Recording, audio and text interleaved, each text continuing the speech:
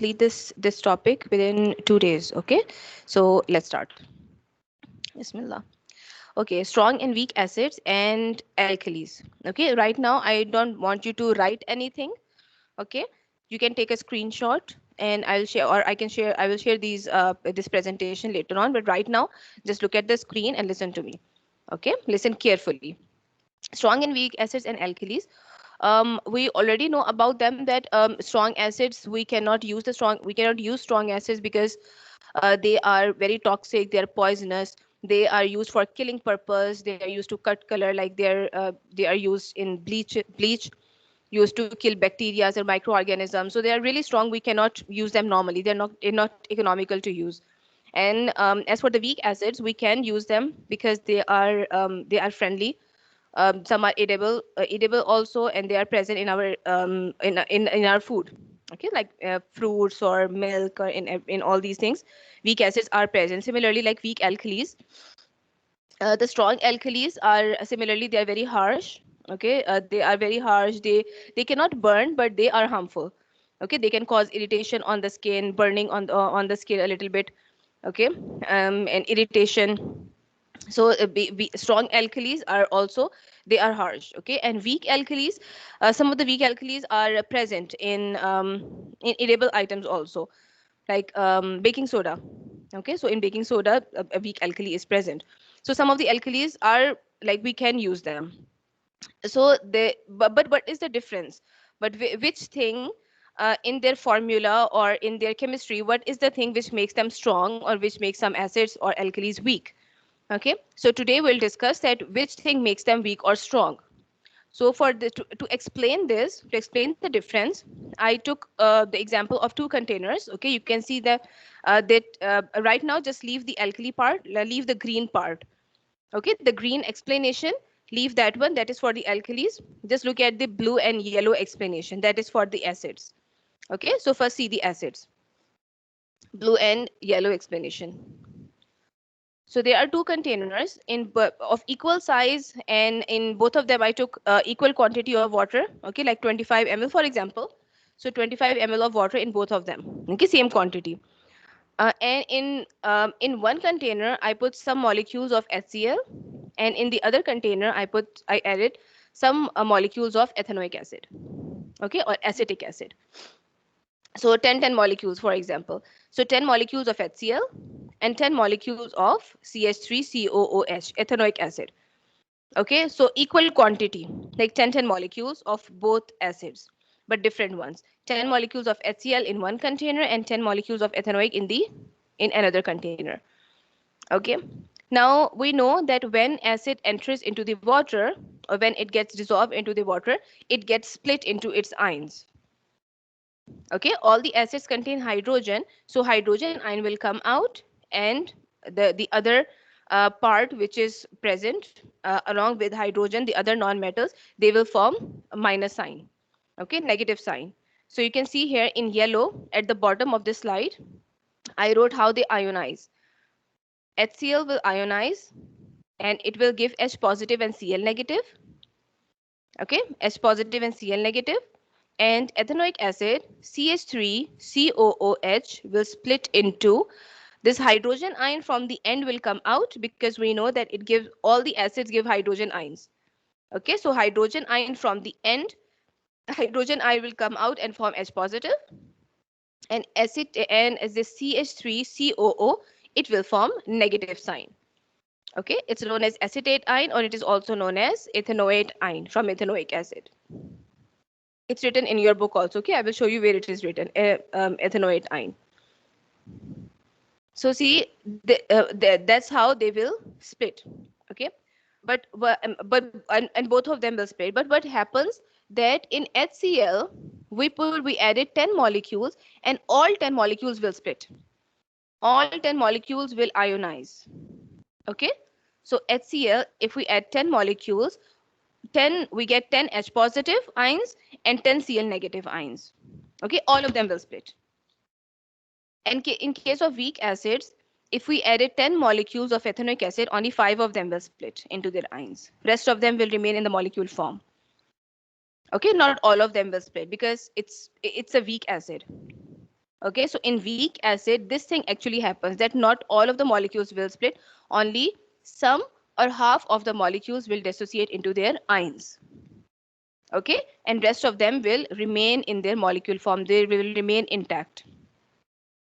So this is the difference, that in strong ones, all of them will split. Okay, all of the molecules. In weak acids or weak alkalis, only some of them or half of the molecules will split. So if we added 10 molecules, 5 will split. Okay, and now see here the explanation in green. Okay, for the alkalis, also it's the same. Okay, there are two containers. Okay, see the green part. Two containers, equal quantity of water in both of them, and we are adding 10 molecules of NaOH in first one and 10 molecules of ammonium hydroxide in the other one.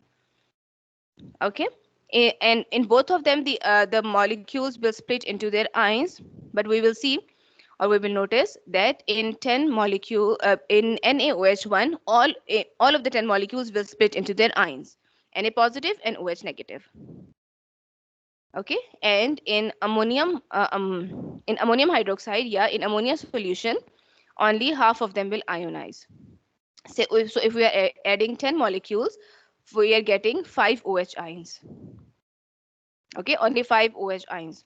So NaOH is giving 10 OH ions because all of the molecules will split. So it's giving 10 OH ions, and ammonia solution is giving 5 OH ions.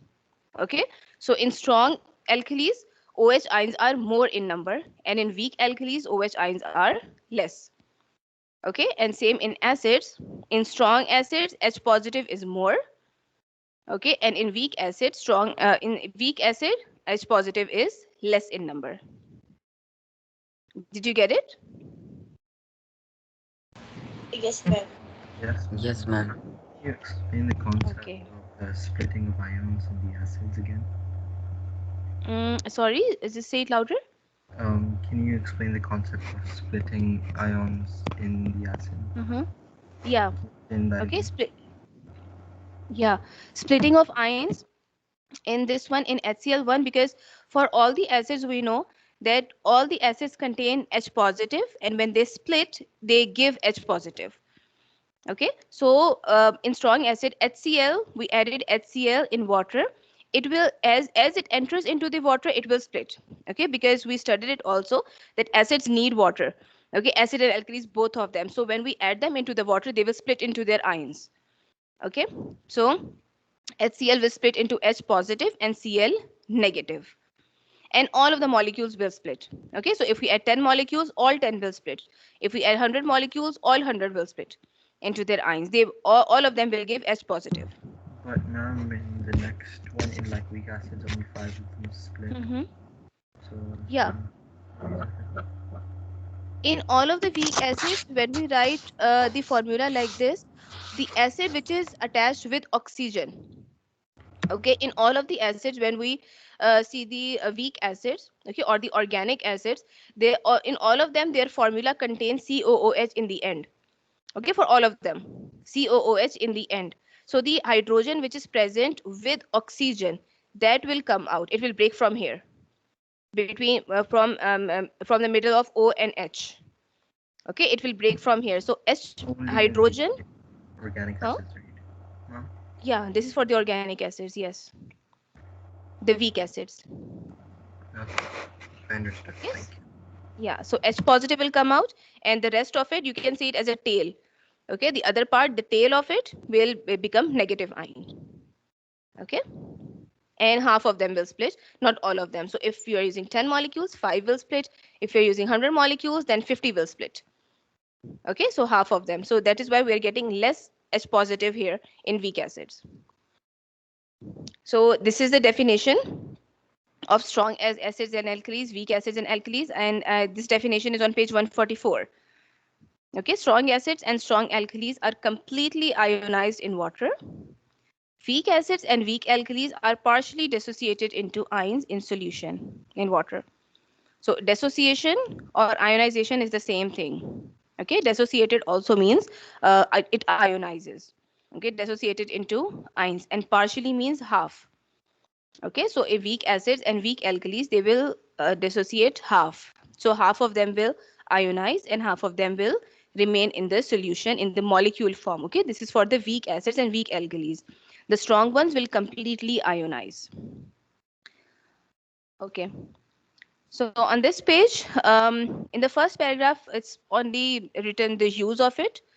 Okay, that the strong acid we cannot use and weak acids we can use.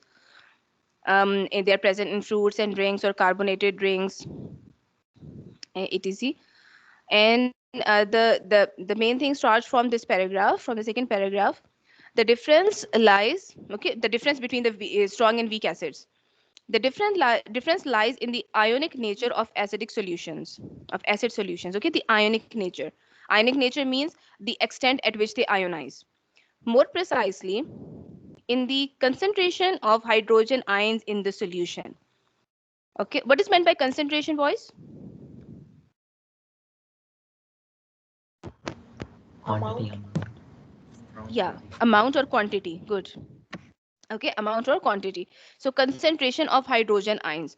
So if it is a strong acid and all of the molecules will ionize, so obviously the concentration of H positive will be more in that solution.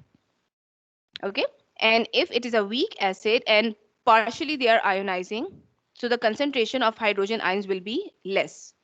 Okay, so you can say that in strong acids the concentration of H positive ions are more, and in weak acids the concentration of H positive ion is less. Okay, and same with alkalis. If it is a strong alkali, then it will completely ionize. All of them will give OH negative, so OH negative will be more.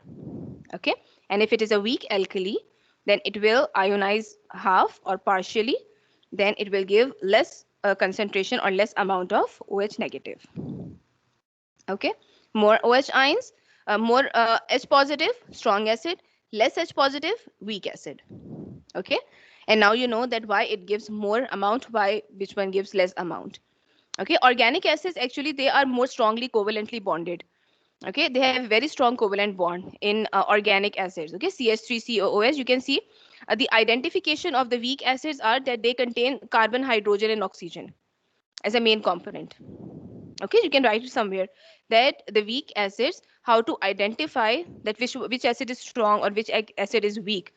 um, you will notice that in weak acids, for the weak acids I told you that they are organic, they are hydrocarbons. So the main components are carbon, hydrogen plus oxygen. Okay, in weak acids, so there is carbon, hydrogen and oxygen as a main component. And in strong acids there is hydrogen present in the starting along with any other non-metal. Okay, so it can be chlorine, it can be sulfur, it can be nitrogen, phosphorus. Okay, any other, it can be boron also, any other non-metal present along with hydrogen, so it is strong acid. And strong acids have a small formula, weak acids have big formulas. Okay, so you can identify them also. Okay, and for the strong alkalis, okay, for the alkalis in the previous slide, I wrote it here that with NaOH, that the alkalis which contain metals from group 1 and group 2, they are mostly considered as strong acids. Okay, like sodium hydroxide, magnesium hydroxide, potassium hydroxide, so lithium hydroxide. So they are strong acids which contains the metal of group 1 and group 2. And the rest of the metals make weak acids, like transition metals. Okay, transition metals make weak alkalis, sorry. Weak alkalis, transition metals. So in all the alkalis, we know that metals are present. So the metals, if group 1 and group 2 metals are present, then they are strong. Okay, and if any other metal is present, so they are weak. Okay, and ammonia solution is an exception because there is no non-metal in it. Okay, and nitrogen and hydrogen, all of them are non-metals, so it's exception to this rule, it's abnormality. Okay, ammonia solution, and it's a weak acid, a weak alkali. Okay, now after this, in this paragraph, the equations are written that how they ionize. Okay, the first three equations are of strong acids, that HCl gas on dissolving in water, it produces H positive and chloride ion. Okay, H2SO4 On dissolving in water, it produces H positive and HSO4 negative. Okay, because in H2SO4 there are two hydrogens. Okay, you can see there are two hydrogens in H2SO4. So one of the hydrogen will come out as H positive, and the other hydrogen will remain with SO4. Okay, so HSO4 negative, hydrogen sulfate ion. If both of the hydrogens will come out, then it will be only sulfate ion. Okay, so it will be 2H positive here. Okay, but the main thing is that all of the molecules will all of the molecules will dissociate into their ions completely. And nitric acid also, H will come out, and NO3 negative, which is nitrate ion. Okay, you should know the names of these ions also. Nitrate ion. So in a similar way, sulfuric acid and nitric acid molecules completely separate into ions when dissolved in water. Okay, and in this paragraph, the equation of the ethanoic acid is written, which is a weak acid. Okay, the same equation which I wrote. And the above paragraph is, when pure ethanoic acid is dissolved in water, only a small fraction of covalently bonded molecules are dissociated into hydrogen ions and ethanoate ions. Okay, so only a small fraction. Means thus an ethanoic acid solution will have far fewer hydrogen ions present in it than hydrochloric acid. Okay, so in ethanoate ion, hydrogen ions concentration is less as compared to hydrochloric acid because it partially dissociates. Not all of the molecules, only a small number of molecules are dissociated into ions. Okay, small fraction of them. And here in this paragraph, boys, above the equation, in this paragraph, the line which I highlighted, you should also highlight it. It's really important. Okay, this line. There is a relationship between H positive ion concentration, okay, means hydrogen ion concentration, acidity, and pH. The higher the hydrogen ion concentration, the higher the acidity, and the lower the pH. Did you get this line? Read it again.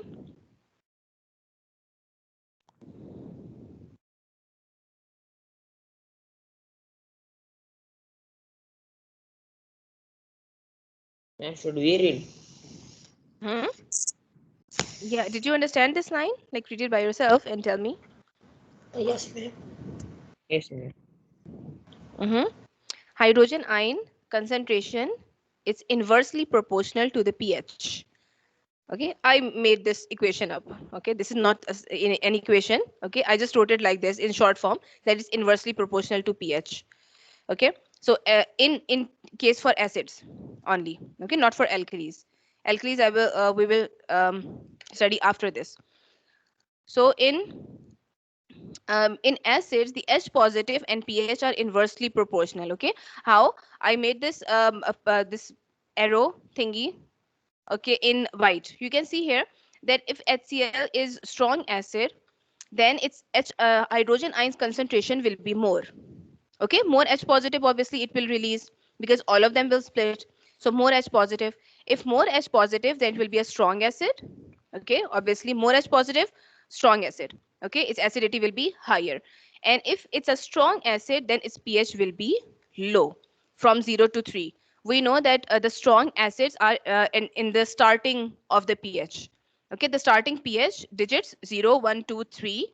The low pH is more acidic. Okay, it's a strong acid. So if its concentration is more, then its pH will be low. So this is inversely proportional. Okay, and for the weak acids will give less amount of hydrogen ions. So if there are less hydrogen ions, it's a weak acid and its pH will be higher, 4, 5, 6. Okay, did you get it? Okay, remember this thing. Okay, so it will over at 9:40, the class. Yeah, I think so. Yes, Okay, just let me know, okay, when it's 9:40. Okay, strong and weak alkalis. For the alkalis also, the same thing is written, which I already explained to you. NaOH is a strong acid, so it will split into Na positive and OH negative fully. Okay, it will completely ionize. So it will give more amount of OH negative. Okay. And this is ammonia solution. NH3 is ammonia plus water. So ammonia dissolved in water forms ammonia solution. Okay. It was split into NH4 positive and OH negative, but only only a few ions present. So it will dissociate partially. Okay. Here I wrote it in orange, the equation that ammonia gas dissolved in water. When it is dissolved in water, it gives ammonium hydroxide, NH4OH. Okay. And as ammonium hydroxide is formed, it will split into NH4 positive and OH negative. Okay, so this is the ionization for strong acid, that it will fully ionize and it will partially ionize. Now there is a relationship between its alkalis ions and its pH also, but there is a direct relation, because if it's a strong alkali, then more OH ions are there, more OH ions concentration, and pH will be higher from 11 to 14. Okay, for strong alkalis, we know that their pH is at the end of the pH scale. Okay, 11, 12, 13, 14. The last four are strong alkalis. Okay, so its pH is higher. So if it has more OH ions, pH is higher. And if it is a weak alkali and OH ions are less in number, then its pH is also less, from 8 to 10. Okay, so they have a direct relation. And also, boys, tell me which one will be a strong electrolyte, like a strong alkali or weak alkali? Which will be a good electrolyte? Strong alkali. Yeah. Okay, strong alkali. Strong acids and strong alkalis, they conduct electricity really well. Okay, because they have more ions present. So if there are more ions, then there are more chances of the ions to move and conduct electricity. Okay, so remember this thing, that strong acids and strong alkalis, they are good conductors and they are good electrolytes. Okay, and they can be used in electrolysis. And if they are weak alkali or weak acids, then they are weak conductors, poor conductors, and they are weak electrolytes also. Okay. Okay, ma'am. Okay. Ma'am, the period is up. Yeah. Okay. So inshallah from here, page 145. Okay. And then we'll study tomorrow, inshallah, from here. Okay, ma'am. Allah Hafiz. Okay, beta. Allah Hafiz. Take care.